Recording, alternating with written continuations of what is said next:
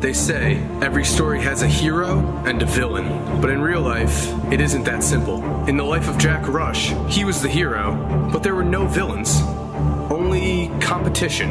And the biggest competition he faced was Marcus Banks. Banks wasn't just the number 2 point guard in his class, an All-American, a 5-star recruit. No, Banks is Jack's best friend, was his best friend, back when they were high school freshmen. Back when Marcus was the number 1 player in the country. They were on the same team then, but to everyone watching, it was clear it was Marcus's team, and Jack was only along for the ride. At the park, Marcus dominated Jack, using his height and weight to score with ease. Jack could only watch as he scored basket after basket, but what Marcus didn't know was just how much those easy baskets ate at Jack.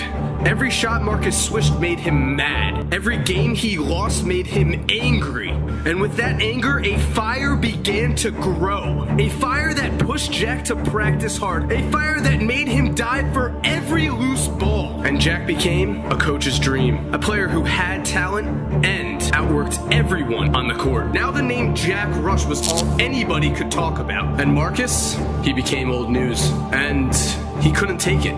He changed teams. Marcus and Jack were no longer friends, but opponents. Opponents for the number 1 spot in their class. Opponents to make an NBA roster.